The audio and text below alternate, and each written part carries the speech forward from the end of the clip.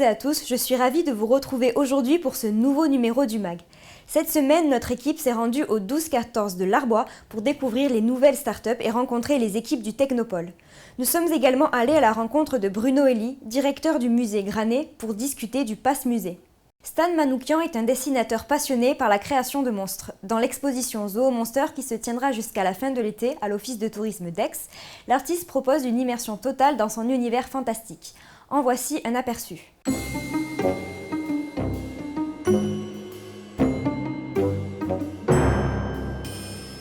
Pour moi, c'était vraiment un univers infini à développer. C'est-à-dire que le monstre, on peut le développer sous toutes ses formes, quoi. On peut se renouveler tout le temps, et je m'en lasse jamais, quoi. C'est un truc dont on se lasse pas en fait, parce que quand on dessine une figure humaine, même si on peut changer de style, de position, de contexte et tout ça, on va toujours être avec un visage de jambes et de bras. Et avec le monstre, on peut faire varier les textures, les matières, si elle est aquatique, à plumes, à poils, et aussi nombre d'yeux, de tentacules. On peut vraiment faire, c'est un exercice infini, quoi. Donc je m'en lasse pas depuis toutes ces années, quoi. C'est un mélange de toutes mes influences, où j'aime bien le côté étrange. Alors sans faire peur, certains sont peut-être un peu étranges, et d'autres, en fait, j'essaie vraiment de faire passer des émotions à travers eux. Et la plupart du temps, c'est un côté tendre et joyeux. Il y a tout l'univers aussi, quand j'étais petit, l'univers Disney, qui me plaisait beaucoup. Évidemment Tim Burton qui est arrivé plus tard, les films de Miyazaki, où il y a une représentation de la nature qui est vraiment exacerbée et très jolie, quoi. Où j'essaye aussi j'essaye de montrer à travers mes dessins que tout est vivant. En fait. Il y a une vie débordante, même dans les plantes, même dans... vraiment. Et ça, à travers ça, je préfère mettre de la joie et du sourire que du côté effrayant, quoi. Dans mes dessins, j'essaie de raconter une histoire, souvent, qui est quand même un contexte. Et donc, je pars d'une idée, et pas forcément une idée du monstre en lui-même, mais une idée du dessin en entier. Et à partir de là, je cherche le monstre qui va le plus, dans la composition, raconter l'idée que j'ai derrière. Quand je fais une exposition, il y a autant des adultes que des enfants. Donc il y a un côté très ludique justement pour les enfants, parce que justement il y a un côté aussi mais où est Charlie, cherche où trouve, ils adorent chercher des petits monstres cachés dans mes dessins. Et puis il y a le côté aussi submersif qu'adorent les adultes. C'est vraiment un truc auquel je tiens d'ailleurs, le tout public, parce que des fois on essaye de me cataloguer dans un truc vraiment pour enfants, et à mon sens non, c'est pas que pour les enfants. En fait j'adore tout ce qui est fantastique au sens large, mais ce que je représente c'est plutôt des monstres gentils. Ouais. Depuis plusieurs années, le Pass Musée permet l'entrée dans tous les musées municipaux aixois ainsi qu'à la Fondation Vasarely pour un tarif unique de 25 € pendant la période estivale. Bruno Elie, le directeur du musée Granet, nous a accueillis au sein de son établissement pour nous présenter ce dispositif. Alors, le Pass Musée est un dispositif qui existe depuis quelques années maintenant, et il permet pour une somme, ici cette année donc c'est 25 €, de pouvoir accéder à 5 musées. Alors quand on dit 5 musées, en réalité ce sont 6 lieux, puisque le musée Granet c'est à la fois le musée Granet Place Saint-Jean-de-Malte, mais aussi la collection Planck dans ce qu'on appelle la chapelle, l'ancienne chapelle des pénitents. Donc 6 lieux à pouvoir visiter pendant toute la période estivale, tout l'été, jusqu'au 19 septembre. Comme toute nouveauté, il a besoin de s'implanter, il a besoin de s'installer pour vraiment trouver son rythme de croisière. Petit à petit, on s'aperçoit que chaque année, ce pass fonctionne mieux. Et donc, j'imagine que petit à petit, pour les avantages qu'il procure, on pourra avoir de plus en plus de personnes qui viennent dans nos musées avec ce Pass Musée d'Aix. L'objectif, c'est toujours en général de faciliter et d'augmenter la fréquentation de plusieurs lieux, puisque Pass veut dire évidemment la possibilité de rentrer plus facilement et dans des conditions, on va dire, financières aussi favorables. Donc en l'occurrence ici, nous avons la possibilité de visiter l'intégralité des musées d'Aix, plus la Fondation Vasarely, pour la même somme. Alors au musée Granet, nous avons jusqu'au 26 septembre d'ailleurs une exposition sur l'Égypte ancienne. C'est l'ensemble de notre collection qui se trouve présentée, l'intégralité de notre collection, plus de 153 objets.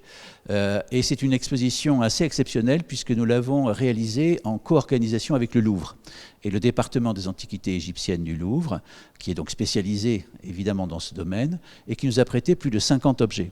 Donc quand on vient visiter cette exposition, ce sont plus de 200 objets, œuvres qui se trouvent présentés au public. Donc c'est une exposition très large, avec des objets très différents. Il y a à la fois les objets classiques de musée, je dirais des statues, des objets archéologiques évidemment, mais il y a notamment des objets de curiosité, des objets exceptionnels. Comme toujours, le musée Granet, à côté ou avec ses expositions, organise des événements. Et parmi ces événements, il y en a quelques-uns d'assez amusants, comme par exemple un dîner des pharaons que nous allons avoir le 9 juillet avec un chef étoilé qui va venir et qui va recréer une nourriture que l'on ne peut qu'évidemment imaginer à partir des informations que nous donne l'archéologie. Et en même temps aussi des propositions autour du cinéma, avec notamment Instant d'été, qui est cette initiative de la ville d'Aix qui diffuse des films en plein air chaque été, depuis des années maintenant. Et là, nous avons Astérix et Cléopâtre, évidemment, donc à la fois très grand public, mais en même temps qui me permettra de dire 2 mots d'introduction et qui me permettra de relier ce célèbre film à notre exposition. Cette semaine, nous nous sommes rendus au domaine Terre Hugo, spécialisé dans l'agrotourisme et la culture biologique de la lavande. Le site propose des produits cosmétiques naturels, mais aussi un centre d'art et des événements.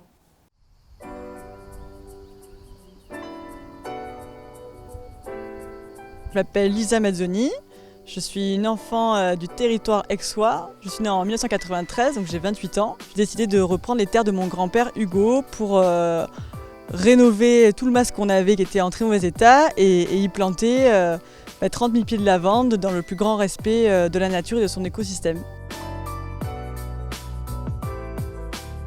Alors nous sur place, on est un lieu un petit peu hybride, c'est-à-dire qu'on a plusieurs activités. Donc la première, qui est vraiment notre activité de cœur et ce pourquoi on a créé ce projet-là, c'est de remettre de la fleur sur Terre Hugo parce que mon grand-père était un vrai passionné de fleurs, il était fleuriste. On a remis la lavande à l'honneur ici. Donc on a une activité qui est agro-touristique, donc c'est un site qui reçoit le public donc, du 1er juin au 30 août, tous les jours de la saison, de 10h à 18h30. Et sur place, vous allez retrouver donc bien sûr des champs de lavande dans lesquels vous pouvez vous balader, courir, pique-niquer. On y trouve des transats, vous avez une boutique, vous avez aussi un centre d'art présent en saison, donc sur toute la période d'ouverture, sur 3 mois de l'année. Et il y a plusieurs expositions donc, qui s'enchaînent et là on accueille aujourd'hui l'exposition de Julien Reynaud qui est un grand artiste que j'aime beaucoup marseillais et qui vient exposer durant un mois sa nouvelle collection. Vous avez aussi un petit pôle restauration. Donc vous pouvez retrouver une petite multitude d'activités. On fait des ateliers savon, on a aussi un terrain de pétanque. Donc toutes ces activités sont mises à disposition pour les publics qui viennent.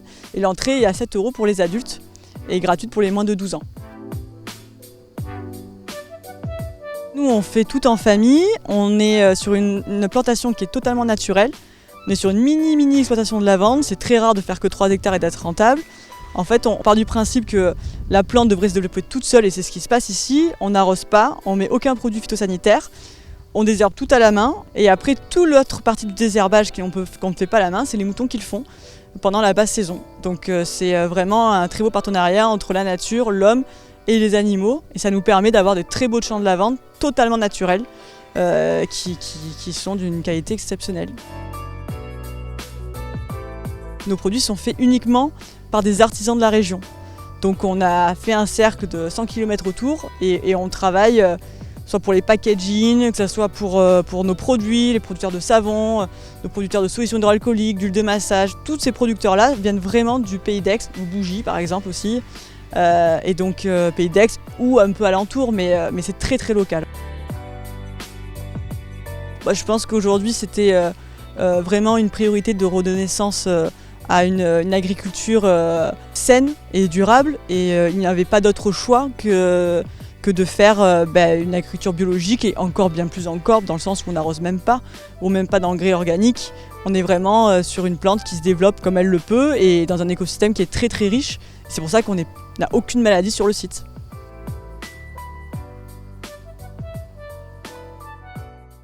Comme chaque année, notre équipe s'est rendue au 12-14 de l'Arbois pour rencontrer les jeunes startups, les équipes du Technopôle et découvrir leurs innovations.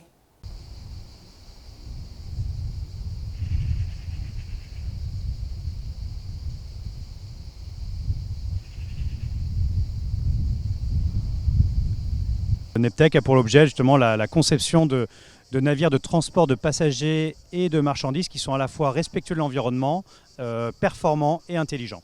On a développé 3 grandes innovations. Tout d'abord, des coques qui sont optimisées sur un profil d'usage, des coques très innovantes. On ajoute aussi des hydrofoils de nouvelle génération qui permettent d'alléger le navire et de sustenter la coque et aussi qui sont en phase avec les contraintes opérationnelles des exploitants. Et enfin, on a aussi breveté une technologie de rupture qui permet de réinjecter de l'air issu des systèmes piles à combustible pour venir créer comme un chemin d'air sous les navires et diminuer la consommation énergétique encore plus des bateaux.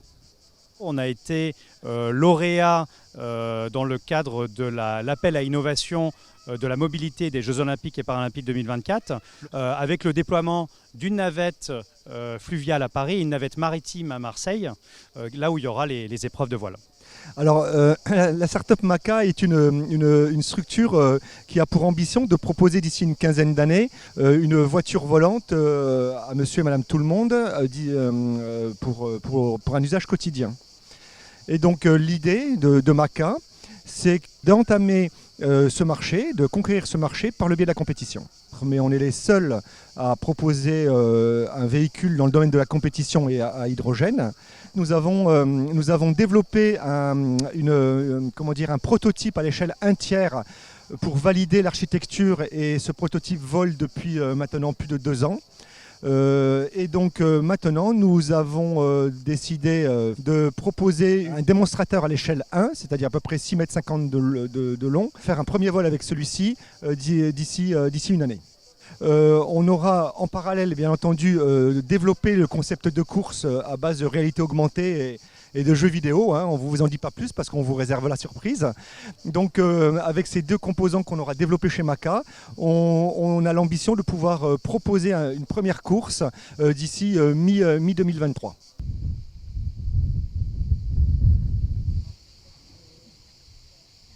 On est au cœur de la métropole Aix-Marseille-Provence et on est le premier technopôle de France dédié aux technologies de l'environnement. En fait, sur ce territoire se situent des laboratoires de recherche, des jeunes entreprises innovantes. Et l'objectif du Technopôle, c'est de développer les innovations et les savoirs de demain qui permettront à l'homme et l'environnement d'être conciliés et de protéger la planète.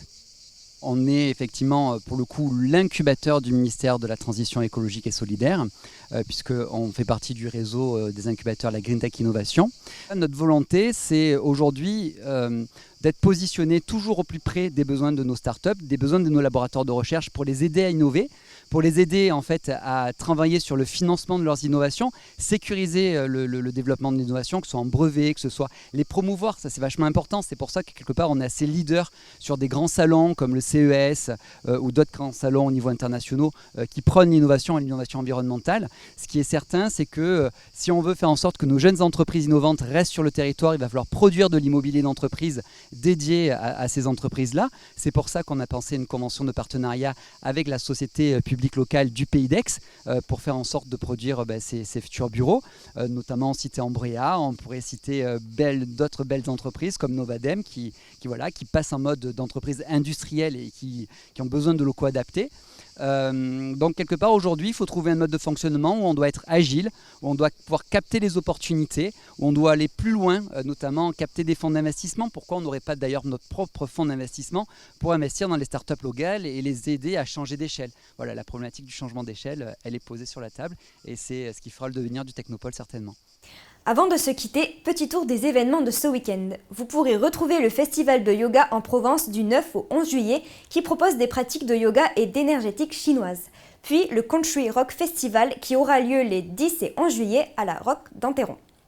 Enfin, la dernière soirée des Nocturnes de la Seine-Victoire avec le concert d'Agathe Irasema au Théâtre de Verdure ce dimanche. Merci d'avoir suivi ce mag et à très bientôt pour un nouveau numéro.